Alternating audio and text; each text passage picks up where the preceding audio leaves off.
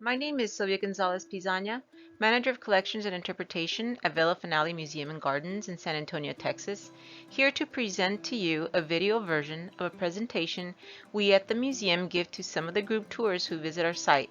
Called A Witness to Change, the Story of Villa Finale, the presentation follows how the history of the house mirrored that of the city as a whole. This video will be in 4 parts, with this being the first. Let's begin with an introduction to the National Trust for Historic Preservation, since our site is a National Trust site. It was created by Congressional Charter in 1949. It is not a government entity. It is a privately funded, non-profit organization. It works to save America's historic places. Its headquarters are in Washington, D.C., and there are 27 National Trust sites throughout the United States. And so what is Villa Finale? It is the 27th site of the National Trust. It is under co-stewardship. Villa Finale is an independent nonprofit. It's the last home of civic leader, collector, and preservationist Walter Noel Mathis.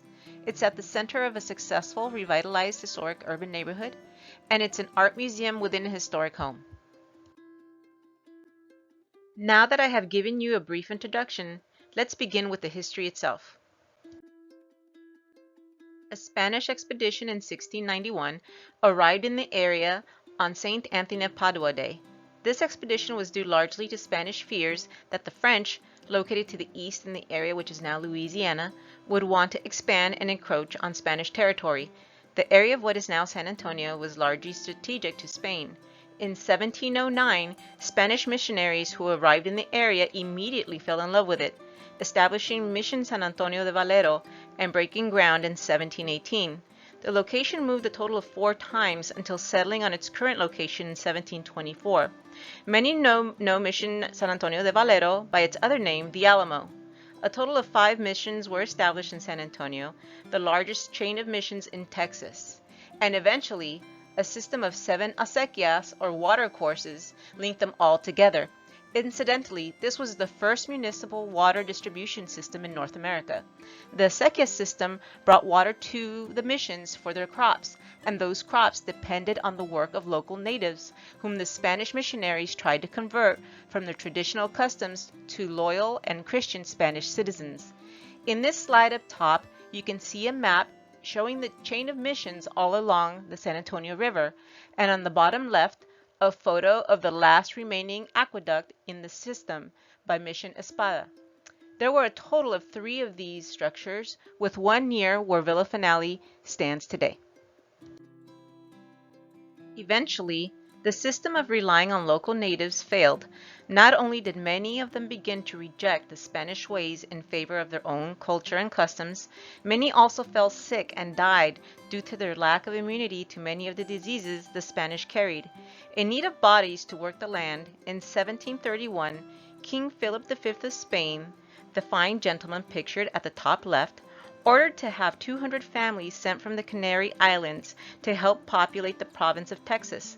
On March 9th of that year, 16 families, or 56 total persons, arrived in the area. However, these people arrived with the idea or promise that they would receive the title of Hidalgo, which is one of lower nobility, and not with the idea that they were expected to work the lands. So eventually in 1793, the mission system failed and the missions were secularized. Mission San Antonio de Valero, or the Alamo, was turned into quarters for Spanish lancers, specifically to defend the region from Mexico to the south. In 1810, however, Mexico gained its independence and Spain moved out.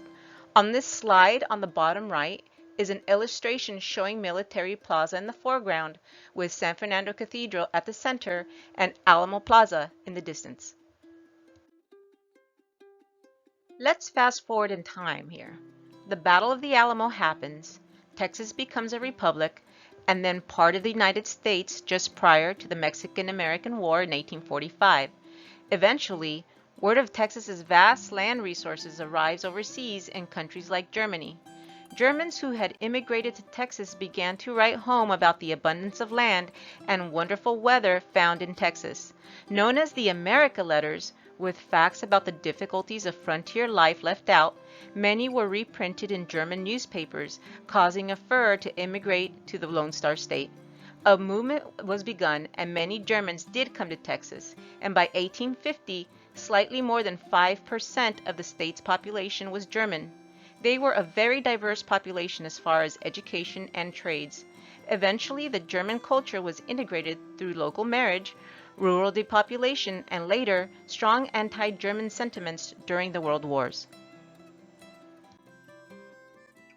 Locally, San Antonio had a large population of German immigrants who established themselves about a mile south of the Alamo. This neighborhood was surveyed and plotted by German immigrant Ernst Hermann Altgelt, with the main street named King William for King Wilhelm I of Prussia, and many of its fine homes designed by German architects like Warnberger and Beckmann pictured here. The neighborhood was locally known as Sauerkraut Bend due to its German residents and its location along the river, and even today it is still called the King William neighborhood. In King William is where the house now known as Villa Finale would be built in 1876 by merchant Russell Norton, who was of English descent and the son of a prominent judge, and his wife Elizabeth. They hired Francis Kreider, who designed San Antonio's Travis Park Methodist Church, to design a one-story, four-room single-family residence made out of locally quarried limestone along the San Antonio River and on King William Street. The cost was $3,400 in 1876, or about $73,500 today. This is the earliest known image of the house from a bird's eye map by Augustus Koch. The house is on the left, second from the top. The Nortons added the second floor by 1881. Many of the homes constructed around this time were built out of native Texas limestone, which was quarried from the area where the San Antonio Zoo is now located. This was a prosperous time, a time of financial boom not only in the neighborhood but throughout the entire city, especially after the arrival of the railroad in 1877. Mass transit also arrived in San Antonio at this time, with the streetcar service that began with a line from Alamo Plaza to San Pedro Park, located northwest of downtown. We see two more pictures here of the King William neighborhood, which was dotted with picturesque homes built by its well-to-do residents, like the Charles Hummel family, pictured on the bottom right.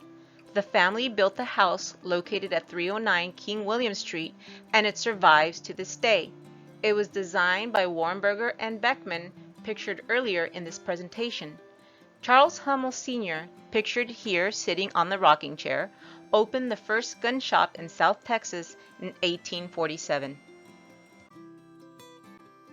That is the end of Part 1. In Part 2, we will cover the end of the boom, some of Villa Finale's earliest owners, and how transportation affected the population of downtown San Antonio. Until next time.